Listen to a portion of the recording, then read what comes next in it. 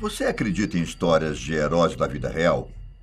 Eu sou o Ivan Lima e hoje eu vou contar como um homem evitou que o mundo presenciasse a Terceira Guerra Mundial. Mas por onde começar? Vocês preferem que eu comece pela história do herói ou pelo contexto que o transformou em um? Acho melhor a gente começar pelo contexto. O ano era 1962 e o mundo vivia a famosa Guerra Fria. Estados Unidos e União Soviética estavam à beira de um conflito.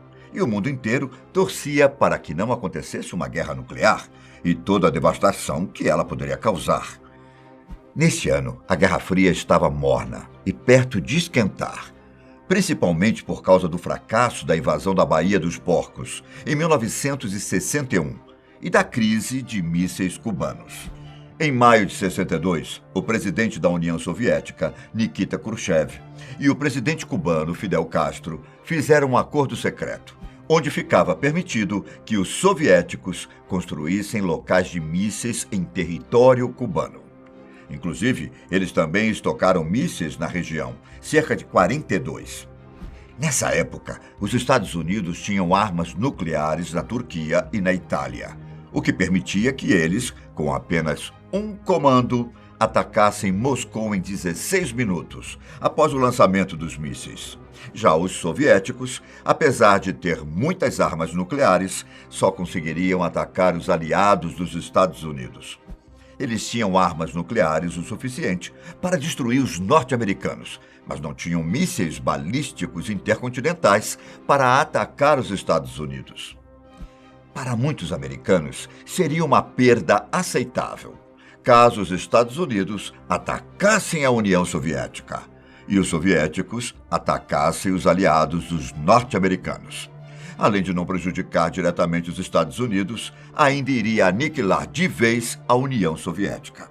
Portanto, tendo mísseis em Cuba, a União Soviética deixava a Guerra Fria um pouco mais equilibrada. Os Estados Unidos, então, enviaram uma aeronave para sobrevoar Cuba, com o objetivo de descobrir o que, de fato, estava acontecendo por lá.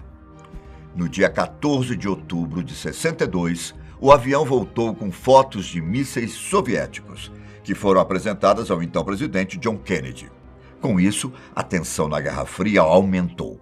E no dia 15 se iniciou o que hoje chamamos de crise dos mísseis em Cuba. Nesse período, o mundo ficou mais próximo do início de uma guerra nuclear, em grande escala, durante a Guerra Fria. E os 13 dias de tensão foram televisionados em todo o mundo. E aí, entenderam o contexto? Bom, eu agora vou contar a história do herói que evitou que o mundo entrasse em colapso. Vassili Arkhipov.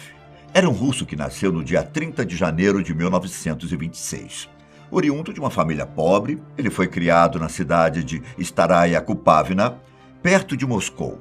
Com apenas 16 anos, ele foi enviado para a Escola Naval do Pacífico e sua primeira missão aconteceu em um navio caça-minas, no final da Segunda Guerra Mundial. No ano de 1947, com o fim da Segunda Guerra Mundial, Vassili se formou na Escola Naval Superior do Cáspio e passou a servir em submarinos nas frotas soviéticas do Mar Negro, do Norte e do Báltico. No ano de 61, Vassili experimentou o que seria sua primeira experiência com gerenciamento de crises. Embora esse incidente não chegasse nem aos pés do que ele passaria futuramente. O primeiro incidente aconteceu quando ele foi nomeado vice-comandante do submarino K-19, um dos primeiros submarinos nucleares soviéticos. Uma responsabilidade tanto, considerando que o submarino estava carregado com um míssil balístico nuclear. No dia 4 de julho de 61, quando o submarino estava passando perto da Groenlândia, descobriram um grande vazamento no sistema de resfriamento. Como não tinha instalado nenhum sistema de resfriamento reserva, o reator submarino estava em perigo, o que poderia causar um colapso nuclear. Com o objetivo de evitar um acidente nuclear, o capitão do submarino enviou soldados em direção à área de alta radiação para construir um sistema de refrigeração. Na verdade, era um improviso, mas algo necessário para evitar um acidente. Todos os soldados do submarino fizeram o que podiam. E Vassili usou toda a sua experiência em engenharia para ajudar a conter o reator de superaquecer. A tripulação conseguiu se salvar, mas não evitou que muitos deles desenvolvessem doenças por causa da radiação. Todos os soldados que foram enviados para as áreas de alta radiação acabaram morrendo nos próximos dias. Era como se eles tivessem sacrificado suas vidas para salvar a de seus companheiros. Devido a isso, muitas pessoas ficaram revoltadas dentro do submarino. Mas Vassili ficou do lado do capitão o tempo todo e até recebeu uma medalha por sua bravura em um momento de crise e por sua lealdade à União Soviética. E isso era apenas uma pequena amostra do que estava por vir, além de ser uma prova de que Vassili tinha um potencial grande para ser herói. Depois de ser recompensado e passar um bom tempo no submarino K-19, Vassili então passou a ser o segundo comandante do B-59, um dos 4 submarinos de ataque que foram ordenados para ir para Cuba no dia 1º de outubro de 62. Por falar nisso, recentemente a gente fez um vídeo sobre como os Estados Unidos roubaram o submarino B-59. Caso você queira conferir, o link vai estar em um card no final do vídeo. Mas vamos voltar ao que interessa. O submarino que Vassili estava a bordo estava carregado com armas mortais. Eram cerca de 22 torpedos, um deles nuclear, que tinha mais ou menos a mesma potência da bomba que tinha sido lançado sobre Hiroshima. Os capitães de cada um dos submarinos tinham permissão para disparar seus torpedos nucleares a seu critério. Porém, para isso acontecer, eles tinham que ter o apoio de todos os comandantes a bordo do submarino. Para deixar mais claro, para que o torpedo nuclear fosse lançado, era preciso que todos os comandantes do submarino concordassem com seu lançamento. Caso um deles não concordasse, o torpedo não podia ser lançado. Durante o dia 27 de outubro, Vassili e seus outros companheiros estavam a bordo do submarino. Acima da superfície, cerca de 11 navios da Marinha dos Estados Unidos e um porta-aviões faziam uma ronda. Embora eles estivessem em águas internacionais, ou seja, em um local onde eram proibidos de atacar, os norte-americanos começaram a sinalizar o lançamento de cargas de profundidade. Essas cargas de profundidade eram como um sinal de alerta, com explosivos destinados a forçar o submarino a vir à superfície para se identificar. Só que, para os soviéticos que estavam dentro do submarino, esse era um grave sinal. Mesmo que fosse apenas um alerta, o poder de destruição das cargas de profundidades poderiam acabar com o submarino. Ainda mais com o fato de que ele estava carregado de armas nucleares. Os Estados Unidos até tinham avisado aos soviéticos que soltariam essas cargas de profundidade. Mas como o submarino estava a uma profundidade maior, eles perderam o contato com seus superiores. Foi quando, no dia 27, os navios dos norte-americanos identificaram o submarino soviético. Eles começaram a soltar as cargas de profundidade. E isso deixou Vassili e os outros tripulantes em alerta. Não tendo contato com Moscou e há 4 semanas viajando embaixo da água, o submarino estava repleto de altas doses de dióxido de carbono, tornando difícil uma decisão racional naquele momento.